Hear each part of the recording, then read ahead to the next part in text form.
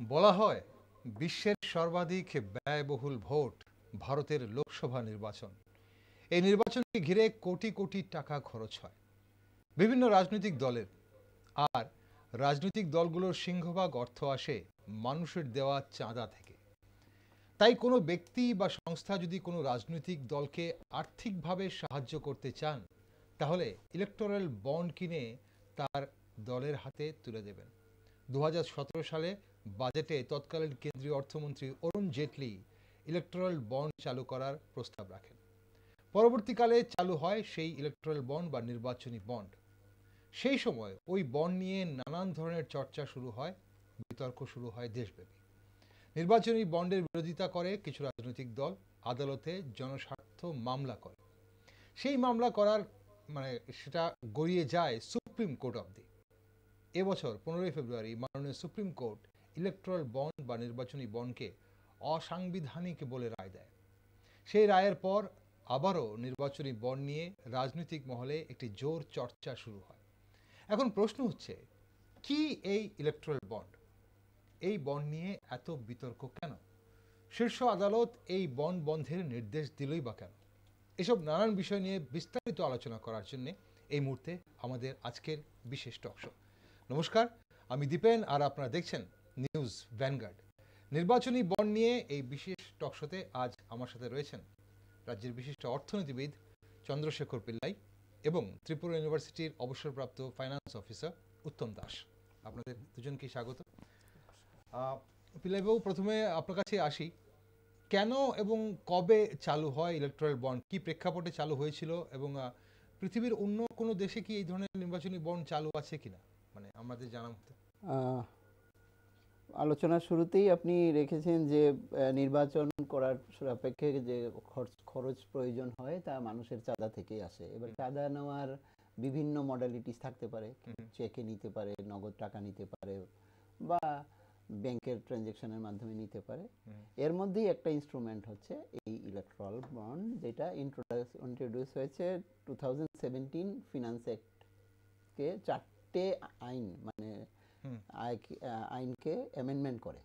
একটা হচ্ছে people's representation act 1951, companies act, তারপর হচ্ছে কোম্পানিজ অ্যাক্ট 2013, তারপর ইনকাম ট্যাক্স অ্যাক্ট 1961, এবং আরেকটা হচ্ছে reserve bank of India act. এই 4টে অ্যাক্টকে অ্যামেন্ডমেন্ট করে এই ইলেকট্রাল বন্ডকে ফিনান্স অ্যাক্ট 2017 বলে পার্লামেন্টে ইন্ট্রোডিউস হয়েছে। তো আপনারা জানেন যে পার্লামেন্টে যখন ফাইন্যান্স অ্যাক্ট ইন্ট্রোডিউস হয় তার জন্য রাজ্যসভার ভোটাভুটির প্রয়োজন পড়ে না, লোকসভার ভোটাভুটিতেই এটা প্রত্যেক বছরই যে বাজেট আমাদের পেশ হয়, তো ফাইন্যান্স অ্যাক্ট ওইটা কার্যকরী হয়। আচ্ছা, তো এইভাবে ইন্ট্রোডিউস হয়েছে 2018 স্কিম বলে, ইলেকট্রাল বন্ড স্কিম 2018। আচ্ছা, গভর্নমেন্ট অফ ইন্ডিয়া একটা নোটিফিকেশনের মাধ্যমে একটা ব্যাংককে দায়িত্ব দিয়েছে, স্টেট ব্যাংক অফ ইন্ডিয়া। সোজা কথা হচ্ছে যে পলিটিক্যাল পার্টিগুলি তার যে খরচের জন্য একটা ইনস্ট্রুমেন্ট হচ্ছে যে এই ইনস্ট্রুমেন্টের মাধ্যমে একজন ব্যক্তি অথবা কোনো প্রতিষ্ঠান অথবা কোনো অর্গানাইজেশন আপনাকে পলিটিক্যাল পার্টিকে পছন্দ মতো চাঁদা দিতে পারবে এবং তার গোপনীয়তা থাকবে। যে চাঁদা দিচ্ছেন ওনার গোপনীয়তা রক্ষার ক্ষেত্রে এটাকে বেশি করে জোর দেওয়া হয়েছে। অতবাবু, আমরা যদি একটু এটা যেটা বলছিলাম যে প্রেক্ষাপটটা অন্য কোনো দেশে আছে, চালু আছে কিনা আপনাদের জানা আছে কিনা যে এই ধরনের এক। আর দুই হচ্ছে যে এই যে প্রেক্ষাপটটা নির্বাচনের জন্য যে বিভিন্ন রাজনৈতিক দলের খরচ, শুধু নির্বাচন বলে নয়, একটি রাজনৈতিক দল পরিচালনা করতে গেলে সারা বছরই বিভিন্ন ধরনের খরচ থাকে। সেই খরচগুলো জন্য যে অর্থ প্রয়োজন হয়, সেই অর্থ নিশ্চয়ই মানুষের কাছ থেকেই নেওয়া, মানুষের টাকা থেকে নেওয়া। এবং ইলেকট্রাল বন্ড চালু হওয়ার আগে যেটা পিলাইবাবু বলছিলেন, চেক বা নগদ এছাড়া আর অন্য কোনোভাবে চাঁদা বা অনুদান সংগ্রহ করা হতো কিনা? হ্যাঁ, ব্যাংক ট্রানজ্যাকশন ছিল বলেছিলাম। ব্যাংক ট্রানজ্যাকশন, সরাসরি ট্রান্সফার। প্রথমে আমি দর্শকদের নমস্কার জানাচ্ছি। এই অনুষ্ঠান আজকের আলোচ্য বিষয় যেটা ইলেকটোরাল বন্ড। ইলেকটোরাল বন্ড কেন চালু হলো? প্রথমে আমি প্রেক্ষাপটটা একটু বলছি। তার আগে 2017 সালে কিছুদিন আগে থেকেই দি দেন ফাইন্যান্স মিনিস্টার আমাদের অরুণ জেটলি, ওনার মাথায় এটা প্রথম এসেছিল। উনি বিভিন্ন বক্তৃতায়, বক্তব্যে, ওনার স্পিচে বিভিন্ন সময় এটার একটা ইঙ্গিত দিচ্ছিলেন অনেক দিন আগের থেকে। এটা প্রথম রিজন ছিল যেটা, সেটা হলো to stop black money in election process during election. এটাই ছিল প্রথম উদ্দেশ্য। আরেকটা উদ্দেশ্য ছিল ট্রান্সপারেন্ট ইলেকশন প্রসেস। আচ্ছা, এটা রিফর্ম, ইলেকশন প্রসেসটাকে রিফর্ম করার একটা উদ্দেশ্য ছিল। এবং ব্ল্যাক মানি মেইন এটা যে উদ্দেশ্যটা যেটা ছিল সেটা হলো ব্ল্যাক মানি ইলেকশন পারপাসে যাতে ব্ল্যাক মানি ইউজ করাটা কন্ট্রোল করা যায়। তার আগে যেটা ছিল, এই ইলেকট্রন 2017 সালে যেটা পার্লামেন্টে বিল আকারে এলো, তার আগ পর্যন্ত যেটা ছিল সেটা ছিল আপনার 20,000 টাকা বিলো 20,000 পর্যন্ত সমস্ত পলিটিক্যাল পার্টিগুলো ডোনেশন কালেক্ট করতে পারতো, অ্যাকসেপ্ট করতে পারতো, কিন্তু তার নাম ধাম কিছু জানা যেত না। মানে যে ডোনেট করছে তার নাম ধাম দিতে হতো, নাম ধাম কিছু জানা যেত না। আচ্ছা, ওইটাকে প্রটেক্ট করার জন্য, যেটা একটা ট্রান্সপারেন্সি আনার জন্য, উনি দি দেন ফাইন্যান্স মিনিস্টার অরুণ জেটলি এটা প্রথম চিন্তা করলেন কি করা যেতে পারে। সেটাকে মাথায় রেখে 2017 সালে পার্লামেন্টে যখন বাজেট পেশ করা হয়, সে সময় উনি এটাকে মানি বিল হিসাবে বা ফিনান্স বিল হিসাবে উনি এটাকে প্রস্তাব করলেন এবং এটা 2 জানুয়ারি 2018 এটা ইমপ্লিমেন্ট হয়। এর আগে যেটা ছিল 20,000 টাকা পর্যন্ত যে কেউ, আমি, আপনি, যে কেউ যে কোনো পলিটিক্যাল পার্টিকে দিতে পারতাম, সেখানে নাম ঠিকানা বা কোনো কিছুর পরিচয়ের প্রয়োজন ছিল না। 20,000 টাকার উপরে দিলে কর্পোরেটগুলো তার নেট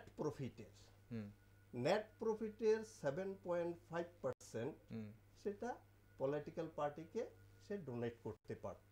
আচ্ছা, 7.5%। ওটা লিগ্যাল ছিল, এটা লিগ্যাল ছিল তখনের সময়। ঠিক।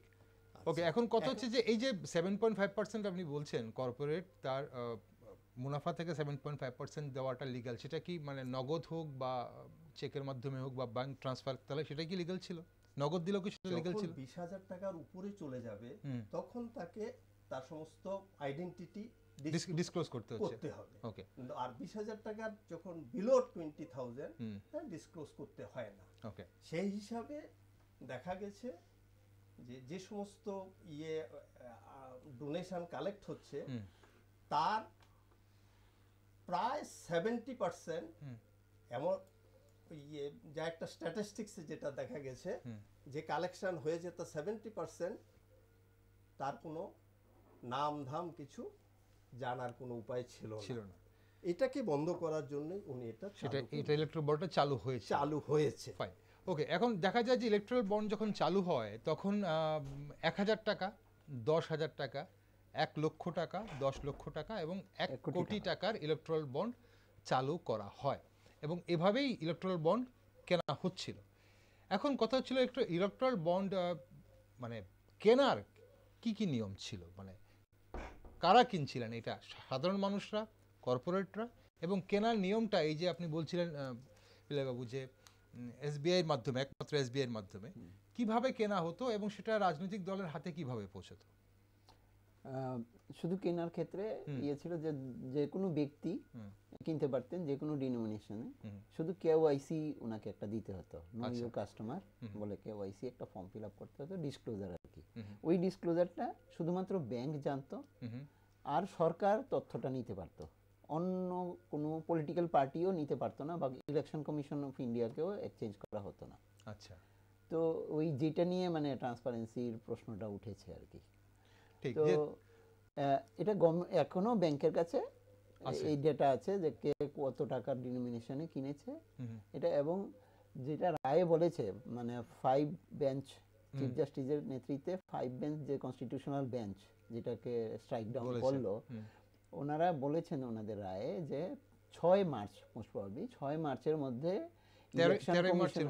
ইলেকশন কমিশন অফ ইন্ডিয়ার ওয়েবসাইটে ওই বিষয়গুলি দিতে হবে, যে কারা কত টাকা কিনেছে এবং তার ডিসক্লোজার পুরো ডিটেইলসটা দিতে হবে। আর বাতিল করেছে আপনার article 19 of the constitution of India, মানে ফ্রিডম অফ স্পিচ এই ক্যাটাগরিতে। ওকে, আমরা কি ক্যাটাগরিতে বাতিল করেছে আমরা জানবো, কিন্তু তার আগে আপনি আরেকটা জিনিস জানতে চেয়েছিলেন যে পৃথিবীর বিভিন্ন দেশে আছে কিনা।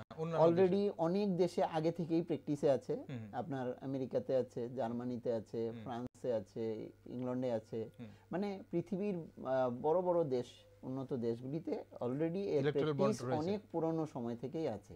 আচ্ছা, এর মূল উদ্দেশ্যটা হচ্ছে যে আপনারা জানেন যে টাকা ইলেকশন রেজাল্টকে ইনফ্লুয়েন্স করতে পারে, এই জন্য বিভিন্ন দেশে তার নিয়ম কানুন মেনে যাতে করে এই ইনফ্লুয়েন্সটা কম আকারে হয়, এই ট্রান্সপারেন্সি, ওই জিনিসটাকে দেখেই আমাদের দেশেও এইরকম একটা চেষ্টা যে ফান্ডিং, ইলেকশন ফান্ডিংটাকে ইনস্টিটিউশনালাইজ করার একটা ইচ্ছা সরকারের ছিল, এই জন্যই নিয়ে আসা হয়েছিল।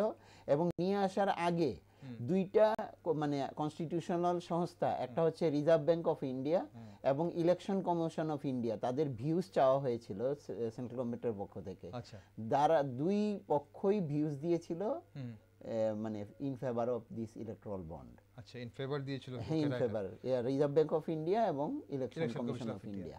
ঠিক, তারপরও সে এটা কি করে কি কোন কোন গ্রাউন্ডে বাতিল হলো সেটা আমরা জানবো আপনার কাছে, আর একটু বিস্তারিত জানবো। তার আগে দর্শক বন্ধুরা যারা এই ব্যাপারটা সম্বন্ধে একদমই হয়তো কিছু জানেন না, কি এই ইলেকট্রাল বন্ড, বা সাধারণ মানুষ আমরা কিভাবে ইলেকট্রাল বন্ড সম্পর্কে একটু অবগত থাকতে পারি, কি হয়েছে ব্যাপারটা একটু জানতে হবে। যদিও 2017 এবং 2018-তে চালু হয়েছিল, বন্ধ হয়েছে এবছর চলতি বছর 15 ফেব্রুয়ারি।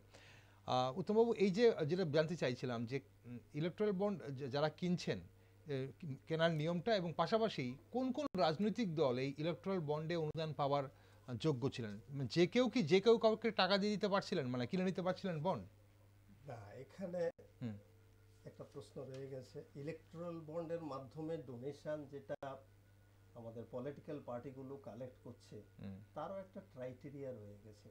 সমস্ত পলিটিক্যাল পার্টি ইলেকট্রাল বন্ডের মাধ্যমে ডোনেশন রিসিভ করতে পারে না। আচ্ছা, একটা কন্ডিশন হলো সেটা হলো যে পলিটিক্যাল পার্টি, যে সমস্ত পলিটিক্যাল পার্টি লাস্ট ইলেকশনে 1% ভোট যারা পেয়েছে, আচ্ছা, শুধু তারাই মিনিমাম 1% ভোট পেতে হবে। আচ্ছা, মিনিমাম 1% ভোট পেতে হবে। ওকে, তাহলে তারাই eligible for electoral bond. Okay, last election মাধ্যমে যারা টাকা ডোনেশন পেতে পারবে, কালেক্ট করতে পারবে। মানে লাস্ট ইলেকশন বলতে আমরা কি ধরছি? আমরা যদি ধরুন 2019-এর লোকসভা নির্বাচন ধরি, তাহলে আগের নির্বাচন কি বিধানসভা নির্বাচন ধরছি? যদি 2014 লোকসভা নির্বাচন, বিধানসভা অথবা আপনার পার্লামেন্ট, যদি বিধানসভার নির্বাচন হয়ে থাকে তাহলে বিধানসভা, অথবা পার্লামেন্টের হয়ে থাকে তার আগের পার্লামেন্টের 1% পেলে তারপর সে 1% পেলে সে এলিজিবল ফর কালেকশন অফ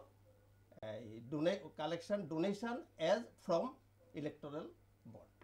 ওকে, তাহলে এখন কথা হচ্ছে যে কেউ যদি 1% সে জানে তা কোন রাজনৈতিক দলকে সে টাকা দেবে, এবং সেই রাজনৈতিক দলের যদি দেখা যায় যে 1% ভোট ছিল তার আগের নির্বাচনে, তাহলে এসবিআইয়ের নির্দিষ্ট কোনো শাখা ছিল, কয়েকটা শাখা ছিল এখানে, এটা যেটা করা হয়েছে এটার মধ্যে অনেকগুলো তার ইলেকট্রাল বন্ডের অনেকগুলো ক্যারেক্টারিস্টিক্স রয়ে গেছে। আচ্ছা, তার মধ্যে একটা হলো ইলেকট্রাল বন্ডগুলো হচ্ছে বছরে 4 বার, এপ্রিল, জুলাই, অক্টোবর এবং জানুয়ারি, বছরে 4 বারই ইলেকট্রাল বন্ড স্টেট ব্যাংক, শুধু একটা ব্যাংকেই অথরাইজেশন দেওয়া হয়েছে, সেটা হলো স্টেট ব্যাংক অফ ইন্ডিয়া। তার কতগুলো নির্দিষ্ট ব্রাঞ্চকে অথরাইজেশন দেওয়া হয়েছে, সবগুলো ব্রাঞ্চ থেকে আবার হয় না, নির্দিষ্ট কতগুলো ব্রাঞ্চকে দেওয়া হয়েছে। সেখানে যখন ইলেকট্রাল বন্ড, কেউ ধরুন আমি ইলেকট্রাল বন্ড কিনতে গেলাম, আমার কেওয়াইসি এখানে দিতে হবে।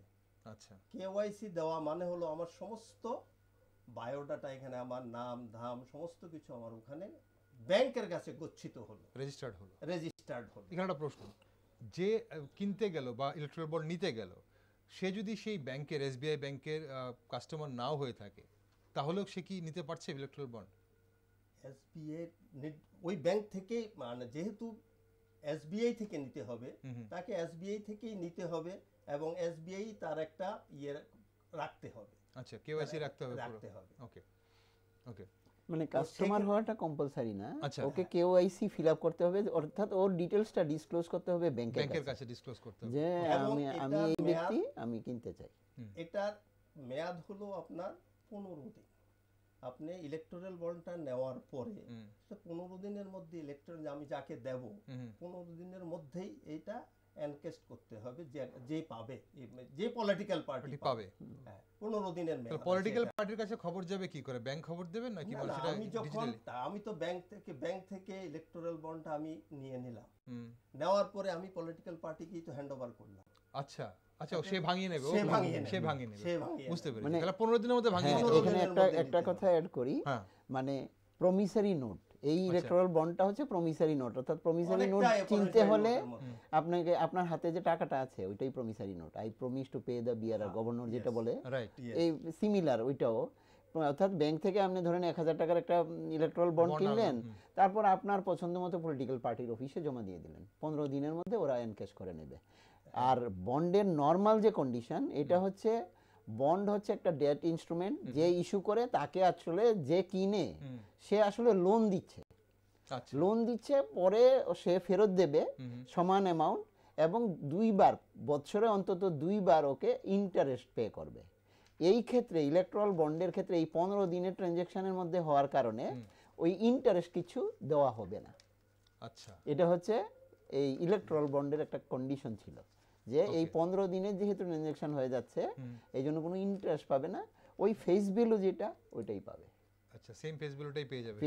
এটার আরেকটা দিক হয়েছে, এটা যেটা ইলেকট্রাল বন্ডের মাধ্যমে এখন পর্যন্ত যেদিন থেকে এটা চালু হলো, আফটার ইমপ্লিমেন্টেশন আপ টু 2022, তারপরের স্ট্যাটিস্টিক্স এখনো, রিপোর্ট এখনো বের হয়নি। আচ্ছা, আপ টু 2022 অবধি যেটা দেখা যায়, মোর দেন 16,000 crores থ্রু ইলেকটোরাল বন্ড ওকে, বিভিন্ন পলিটিক্যাল পার্টিগুলো পেয়েছে, মানে 16,000 কোটি টাকা ডোনেশন হিসাবে পেয়েছে, ডোনেশন হিসাবে পেয়েছে, মানে ওভারঅল পেয়েছে সব রাজনৈতিক দল। এখানে কোনো মানে, তার মধ্যে যেটা দেখা যাচ্ছে, তার মধ্যে 60টা আপনার national party, okay, 7 national party এবং 24 রিজনাল পার্টি।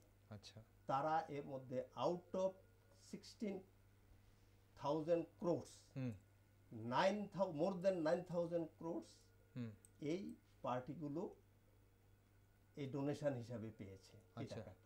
ওকে, তার মধ্যে দুটো ন্যাশনাল পার্টি সবচেয়ে বেশি এর থেকে ডোনেশন হিসাবে পেয়েছে। এটা হলো এটার ডিআরএ, এডিআর এর একটা রিপোর্ট অনুযায়ী এটা দেখা যাচ্ছে। আচ্ছা, এখন কথা হচ্ছে যে সেটা তো এই যে 16,000 টাকা, ঠিক আছে, ইলেকট্রাল বন্ড তো যেহেতু এটাকে চালু করা হয়েছিল যে যাতে সাধারণ মানুষ বা বিভিন্ন সংস্থা এই বন্ড কিনে রাজনৈতিক দলকে তাদের ইচ্ছে মতো টাকা অনুদান বা চাঁদা দিতে পারে, ফাইন। এবং এটা যেটা প্রেক্ষাপটে করা হয়েছিল যে ভোটের সময় ব্ল্যাক মানিকে হোয়াইট করে নেওয়ার বা ব্ল্যাক মানি ভোটের বাজারে চালিয়ে দেওয়ার যে একটা কালচার ছিল, সেটাকে যাতে বন্ধ করা যায় তার জন্য ট্রান্সপারেন্সি চেক করা, তার জন্য করা হয়।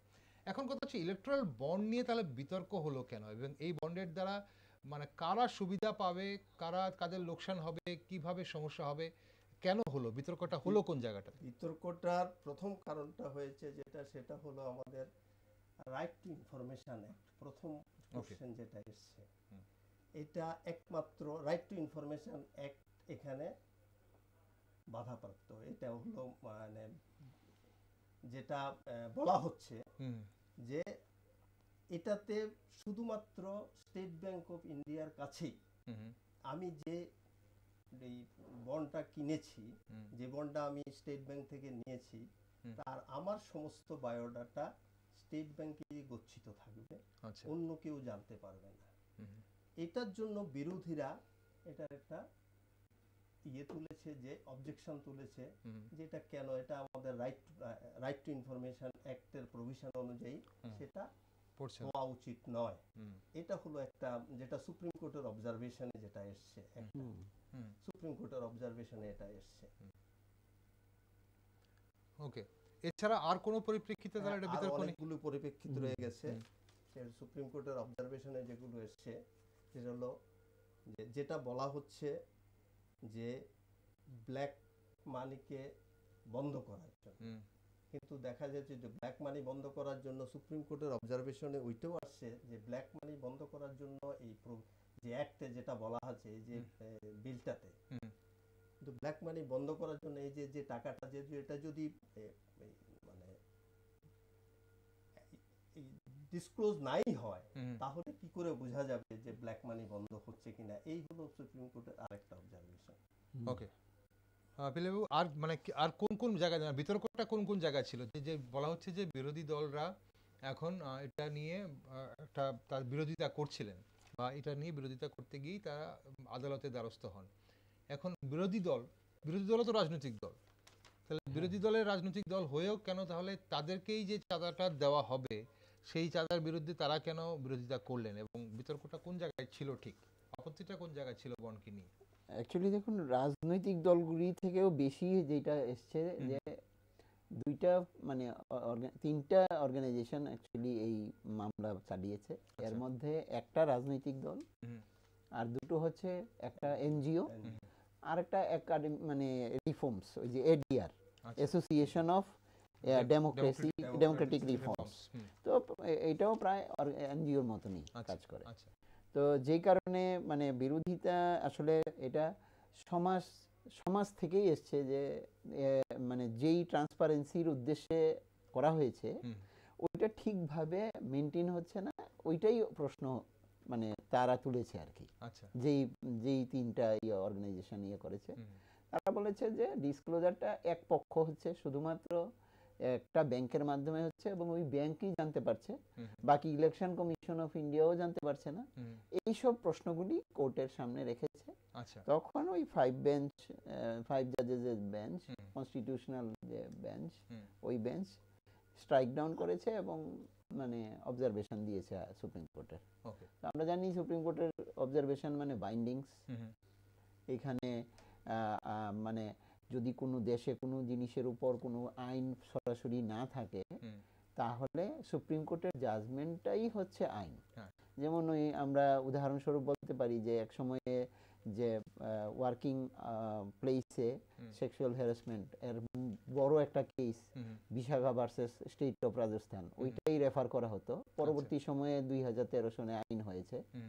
তো এরকম এই জাজমেন্টটাও এখন আইনের মতনই কাজ করবে, যতক্ষণ না এর জন্য স্পেশাল কোনো আইন তৈরি লেজিসলেশন আসে।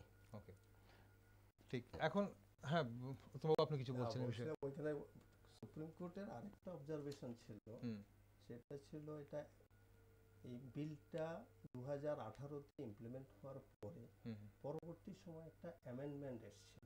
আচ্ছা, অ্যামেন্ডমেন্টটাতে যেটা ছিল সেটা নিয়েও বিরোধীদের পক্ষ থেকে একটা ছিল, যে এতদিন পর্যন্ত যেটা ছিল যে শুধু ইন্ডিয়ান ইন্ডিভিজুয়াল এবং কর্পোরেট সংস্থাগুলো দিতে পারবে,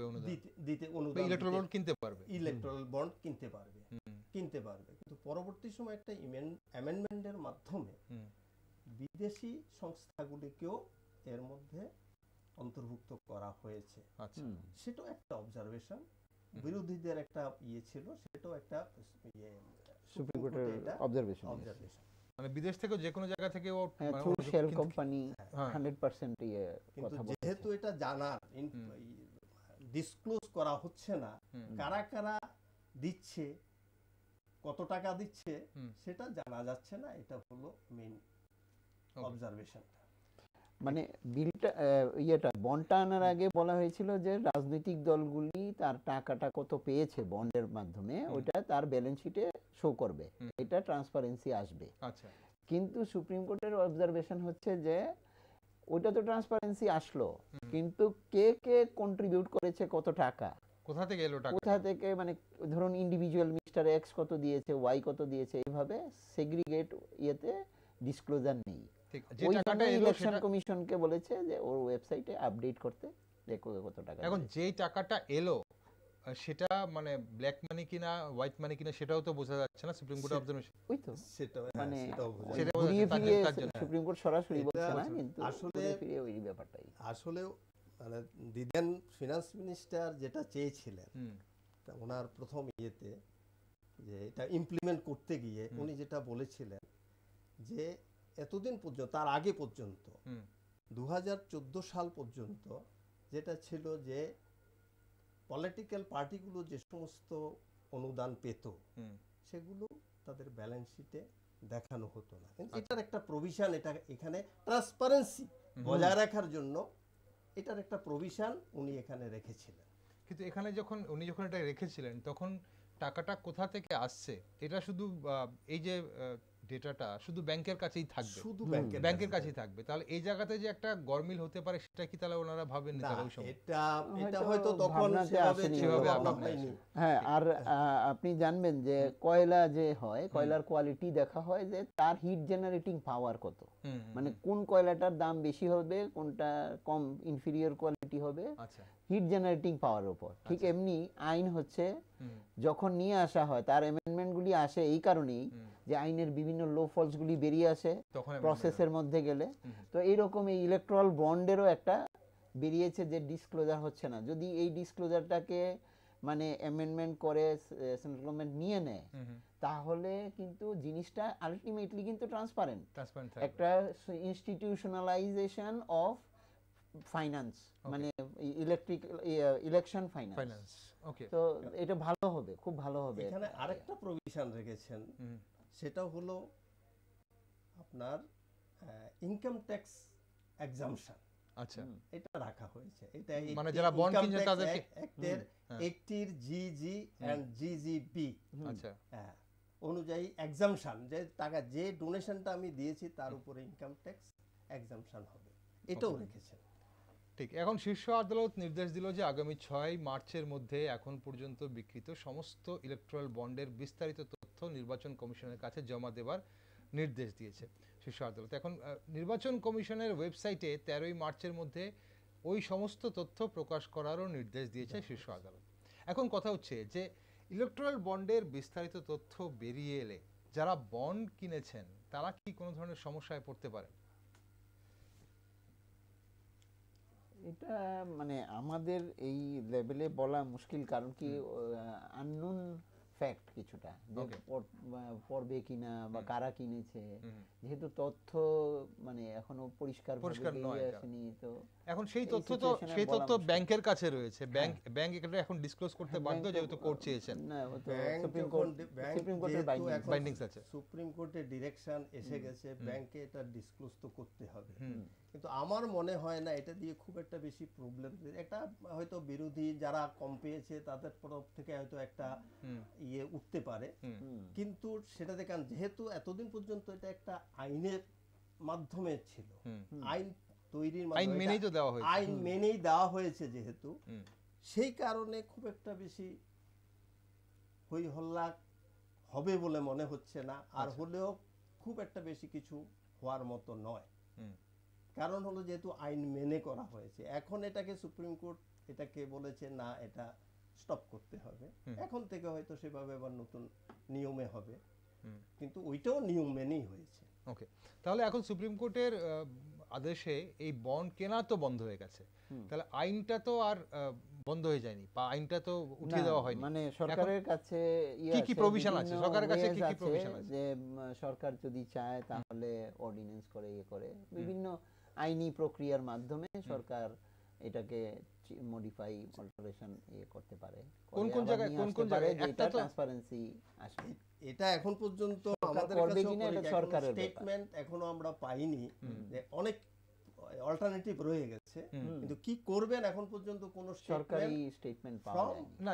যেটা সুপ্রিম কোর্ট যে আদেশটা দিয়েছেন এবং সুপ্রিম কোর্ট যে জায়গাতে যেটা বলছেন যে অবজারভেন্স, যেটা যে ওই যে যারা জমা করছেন টাকা বা বন্ড যারা কিনছেন ব্যাংক থেকে, তাদের ডেটাটা ডিসক্লোজার হচ্ছে না, তাদের আইডেন্টিটি ডিসক্লোজার হচ্ছে না, এবং সেটা যদি নিয়ে আসা হয় জনসমক্ষে, এবং রাজনৈতিক দলগুলো যদি তাদের ডেটা শিটের মধ্যে যে অমুক টাকাটা দিয়েছে, এত টাকা দিয়েছে, এত দিনে দিয়েছে, এই ধরনের ভাবে টোটালটা যদি ব্যালেন্স শিটে মেনশন করে দেয়, তাহলে আর কি কি কোনো জায়গায় লুপহোলস আছে বলে আপনাদের মনে হয়? মানে এটার মধ্যে আমার মনে হয় না এরপরে আর কোনো লুপহোলস থাকার কোনো সুযোগ আছে বলে আমার মনে হচ্ছে না। আচ্ছা, কিন্তু সবটাই যখন ইমপ্লিমেন্ট, একটা জিনিস যখন একবার একটা চিন্তাধারা নিয়ে তৈরি হয়, যেমন যেটা অরুণ জেটলি যেটা তৈরি করেছিলেন, তার ট্রান্সপারেন্সি রাখার জন্য, ব্ল্যাক মানি যাতে এর ভিতরে ঢুকতে না পারে এটা কন্ট্রোল করার জন্য উনি একটা চেষ্টা করেছিলেন, উনি ওইটা মাথায় রেখে করেছিলেন। কারণ ইমপ্লিমেন্ট করতে গিয়ে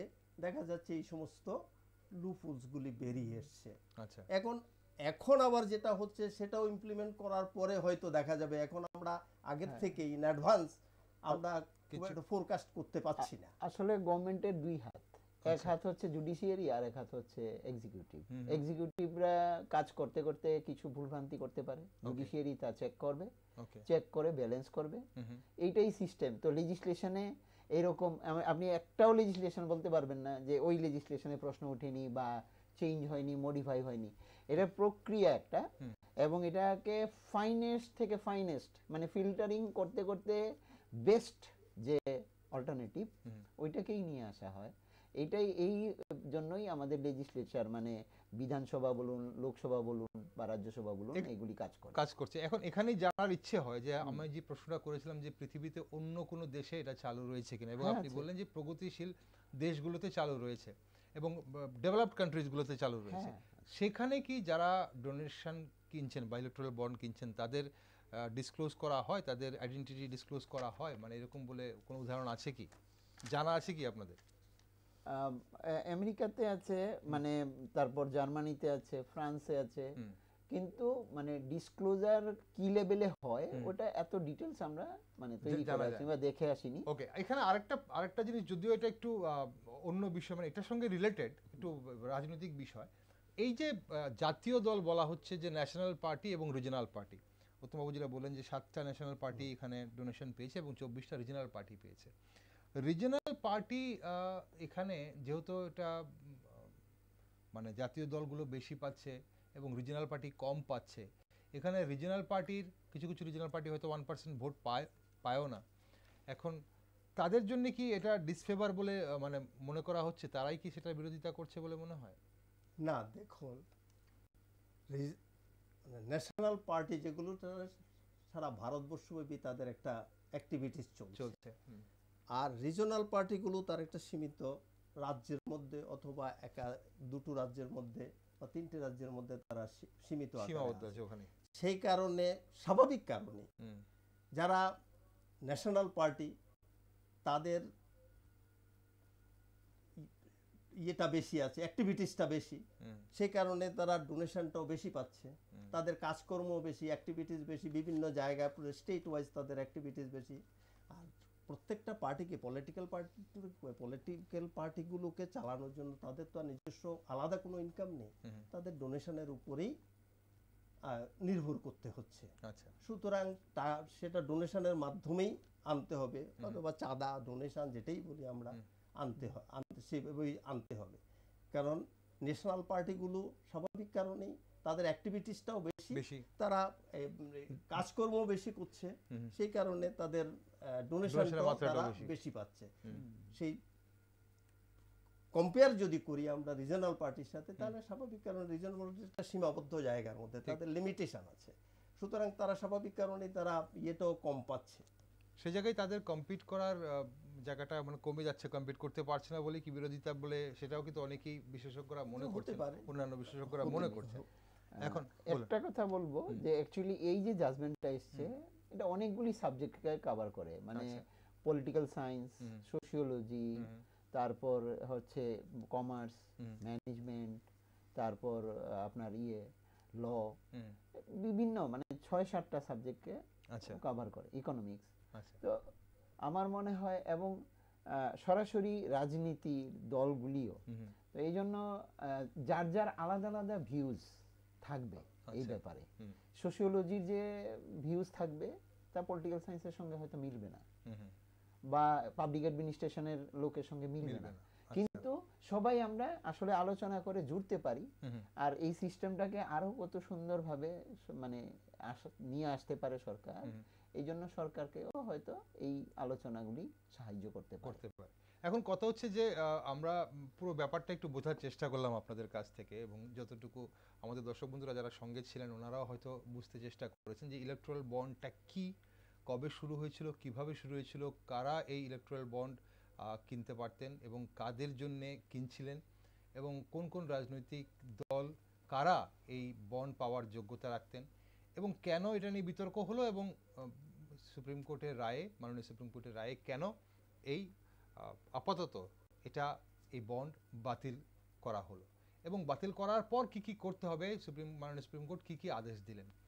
এখন কথা হচ্ছে যে এই রায়টা এভাবে সুপ্রিম কোর্টের এই রায় আসার পর দেশের মানুষের ওপর এটার কোনো রকম বা অর্থনীতির ওপর, যেহেতু বন্ড, যেহেতু টাকা নিয়ে সম্পর্ক, ব্যাংকের লেনদেন এখানে জড়িয়ে আছে, দেশের অর্থনীতির ওপর বা অর্থনীতির দিক থেকে এটা কোনো রকমের প্রভাব ফেলবে কিনা?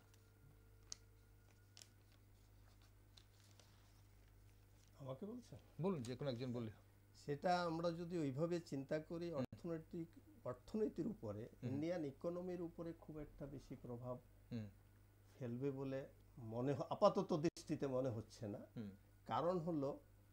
কারণ টাকাটা তো এসছে 15 দিনের জন্য ব্যাংকের কাছে থাকতো, 15 দিন ম্যাক্সিমাম, হ্যাঁ 15 দিনের মধ্যে এটাকে নিয়ে আসা হতো। আচ্ছা, এখন টাকা এসছে, টাকা যেটা আসছে শুধু একমাত্র সুপ্রিম কোর্টের অবজারভেশনটা কি, এটা ডিসক্লোজ করার জন্য, মানে রাইট টু ইনফরমেশন অ্যাক্ট যেটা, সেটা বলছে যে সবার জানার অধিকার আছে। আচ্ছা, কে কত টাকা দিল, কাকে দিল, সেটা সবাই জানার অধিকার, রাইট টু ইনফরমেশন অ্যাক্টের প্রভিশন অনুযায়ী। সেটা জানার মানে বলছে ডিসক্লোজ করো, ডিসক্লোজ করতে বলেছে। ডিসক্লোজ করে যদি করে, এখন করতেই হবে ডিসক্লোজ, যেহেতু ডিরেকশন অফ মহামান্য সুপ্রিম কোর্ট, সুতরাং এটা করতে হবে। কিন্তু তার সাথে খুব একটা বেশি ইন্ডিয়ান ইকোনমিক উপরে এটার এফেক্ট হবে বলে মনে হচ্ছে না। একটা জিনিস মানে আমরা সাদা চোখে যেটা দেখি, একটা পয়েন্ট বলবো, অ্যাকচুয়ালি কেইনস 1930 তে বলেছে, মানে রিসেশনের সময়, যে যদি সম্ভব হয় সবাই হাতে এমনিতেই টাকা দিয়ে দাও, খরচ করলে ইকোনমির সাইকেলটা ঘুরবে। তো এই যে ইলেকশনের সময় খরচ হয়, এটা কিন্তু একটা ইকোনমিক সাইকেলকে ঘোরায়, সেটাই। তো ইমপ্যাক্ট তো আছেই, মানে হয়তো সরাসরি নেই, কিন্তু ইনডাইরেক্টলি কেইনসকে যদি আমরা পড়ে থাকি তাহলে তো আমরা অবশ্যই সেটাই বলছি। কারণ যে ইলেকট্রাল বন্ডটা, এই যে কোটি কোটি টাকার ইলেকট্রাল বন্ড কেনা হচ্ছিল এবং সেটা রাজনৈতিক দলের হাতে যাচ্ছে, রাজনৈতিক দল ইলেকশন পারপাসে সেটা খরচই করতে, এবং সেটা আলটিমেটলি মানুষের হাতে ঘুরে টাকাটা আসতো, বিভিন্ন ভাবে প্রচারের মাধ্যমে হচ্ছে, সেটা সেই প্রচারের জন্য। এই প্রশ্ন সেটা হলো যেটা উনি চেয়েছিলেন, আমাদের দিদেন ফিনান্স মিনিস্টার, যে টু স্টপ ব্ল্যাক মানি। এখন এটা যদি না হয়ে থাকে, এখানে যদি সে ধরনের কোনো লুপহোলস না থেকে থাকে, তাহলে খুব একটা ইনস্টিটিউশনালাইজ করা, যে টাকা কে দিচ্ছে, কোথা থেকে আসছে, পলিটিক্যাল পার্টি, অর্থাৎ অন্ধকারে না রেখে ভাবের ঘরে চুরির কোনো ব্যাপার নেই। ওকে, ক্লিয়ার, সবাইকে জানিয়ে, সবাইকে জানিয়ে অন্য রাজনৈতিক চাঁদা দিয়েছে, ঠিক, এবং একটা রাজনৈতিক দল এটা জানবে যে ওই রাজনৈতিক দলকে, আমার বিরোধী রাজনৈতিক দলকে কোন সংস্থা টাকা দিচ্ছে, কোন কোন ব্যক্তি টাকা দিচ্ছে, সেটা আমাকে দিল না, ওকে দিল, এই জিনিসটাও ক্লিয়ার থাকতে হবে। এখানে ক্লিয়ার থাকতে হবে, কিন্তু এখানে একটা ডিসঅ্যাডভান্টেজও রয়ে গেছে আমার মনে। যদি এটা ক্লিয়ার করতে গিয়ে এটাও তো আসবে। ধরুন আপনি ইলেকশনে দাঁড়িয়েছেন, আমি ধরুন আমি 1 কোটি টাকা দিয়েছি, আপনি ইলেকশনে হেরে গেলেন, মানে আপনার পার্টি ইলেকশনে আসতে পারলো না, ক্ষমতা দখল করতে পারলো না। পরবর্তী সময় আমি যে টাকাটা দিয়েছি সেটা মানে ডিসক্লোজ হয়ে গেল, হয়ে যাওয়ার পর যারা এলো, যাকে দিইনি, অপোনেন্ট একদম যারা এলো, তারা জানতে পারার পর কিছু একটা তার উপরে এটা অভিমান তো হবেই, একটা হবে, এটা স্বাভাবিক, এটা মানুষের চরিত্র, এটা একটা থাকবে। এবং সেই অভিমানের জন্য তখন আবার কি চাপ সৃষ্টি হয় সেটার জন্য একটা দেখার ব্যাপার। অসংখ্য ধন্যবাদ আপনাদের দুজনকে আজকের এই গুরুত্বপূর্ণ আলোচনায় অংশগ্রহণ করার জন্য। তবে একটা শেষ প্রশ্ন করব, সাধারণ মানুষের এই বিষয় নিয়ে উদ্বিগ্ন হওয়ার কোনো কারণ আছে কিনা? দেশের সাধারণ জনগণের ইলেকট্রাল বন্ড নিয়ে, যেহেতু 6 মার্চের মধ্যে যা যা হয়েছে সেটা সব কিছু করতে হবে, 6 মার্চের মধ্যে জানাতে হবে এবং নির্বাচন কমিশনের ওয়েবসাইটও 13 মার্চের মধ্যে আসছে। সাধারণ মানুষ উদ্বিগ্ন হওয়ার কোনো জায়গা আছে? প্রথমত জেনারেল পাবলিক এটা নিয়ে উদ্বিগ্ন হওয়ার কোনো কারণ আছে বলে আমি মনে করছি না। এটা মাই পার্সোনাল ভিউ, আমি মনে করছি না। আচ্ছা, খুব একটা কিছু এফেক্ট হওয়ার, পাবলিক খুব একটা বেশি, জেনারেল পাবলিক যারা তারা খুব একটা বেশি ডোনেট করেও না। ম্যাক্সিমাম ডোনেট করে যারা সেটা হলো কর্পোরেট বডিগুলো, কর্পোরেট হাউসগুলি করছে। সুতরাং জেনারেল পাবলিকের উপরে তার একটা খুব একটা রিভারকেশন হওয়ার লেস পসিবিলিটি। ওকে, দেওয়ার ক্ষেত্রে না থাকলেও পাওয়ার ক্ষেত্রে, কারণ ভোটের নির্বাচনের মুখে অনেক ধরনের কাজকর্ম পাওয়া যায়, অনেক কিছু। যদি ইলেকট্রাল বন্ডটা এই মুহূর্তে বন্ধ হয়ে যায়, সামনে নির্বাচন আসছে, তাহলে নির্বাচনে যদি টাকা কম খরচ হয় তাহলে সেটা সাধারণ মানুষের কাছে টাকা কম খরচ হবে। উল্টো দিকটা যদি না, এটা মনে হয় এইভাবে বলাটা ঠিক হচ্ছে না। এটা বলা, কারণ টাকা ফর দ্য ডেভেলপমেন্ট, ডেভেলপমেন্টের জন্য যে সমস্ত টাকা খরচ হয় সেটা তো গভর্নমেন্ট, সেটা গভর্নমেন্ট করে, গভর্নমেন্ট সেটা গভর্নমেন্ট করে। কিন্তু এই যে প্রচার, পলিটিক্যাল পার্টিগুলো যেটা তার নিজের প্রচারের জন্য একদম টাকাটা খরচ করে, নিজের প্রচারের জন্য যে টাকাটা খরচ হয় সেটা একটা বিশাল অঙ্কের টাকা হয়। আলটিমেটলি ওটা জিডিপি কে বুস্ট আপ করে, এটা কথাটা ঠিক। তো এই ক্ষেত্রে তো অসুবিধা নেই, পলিটিক্যাল পার্টির হাতে যেই টাকাগুলি আছে ওরা তো খরচ করতে পারবে। নতুন করে বন্ড ইস্যু হচ্ছে না, নতুন বন্ড ইস্যুর উপরে না স্টপ করেছে। ঠিক, আর তো যার যার হাতে অলরেডি তো ফান্ড আছে, অবশ্যই এটার একটা অল্টারনেটিভ বের হবে। এটা তো আর এই অবস্থায় থাকবে না, এটা অল্টারনেটিভ হবে। ডিসক্লোজারের পরে সুপ্রিম কোর্ট হয়তো আবার ওনাদের একটা অবজারভেশন, কনস্টিটিউশনাল বেঞ্চ যেহেতু আবার একটা অবজারভেশন হয়তো দেবে, মেবি। এটা তো আর এইভাবে স্টপ থাকবে না, ঠিক, কিছু না কিছু আসবে। অসংখ্য ধন্যবাদ আপনাদের দুজনকে আজকের এই গুরুত্বপূর্ণ আলোচনায় অংশগ্রহণ করার জন্য। ধন্যবাদ উত্তম বাবু, ধন্যবাদ বিলাল বাবু। দর্শক বন্ধুরা, সুপ্রিম কোর্টের রায় অনুসারে বাতিল হয়ে গেছে ইলেকট্রাল বন্ড। এবার সবার চোখ 13 মার্চ নির্বাচন কমিশনের ওয়েবসাইটে থাকবে, কারণ 13 মার্চের মধ্যে সমস্ত তথ্য প্রকাশ করার নির্দেশ দিয়েছে শীর্ষ আদালত। তাই 13 মার্চের পর ইলেকট্রাল বন্ড নিয়ে দেশের রাজনীতির পারদ কতটা ওঠে নামে সেদিকে নজর রাখছি আমরা। আর আপনারা চোখ রাখুন শুধুমাত্র নিউজ ভ্যানগার্ডে।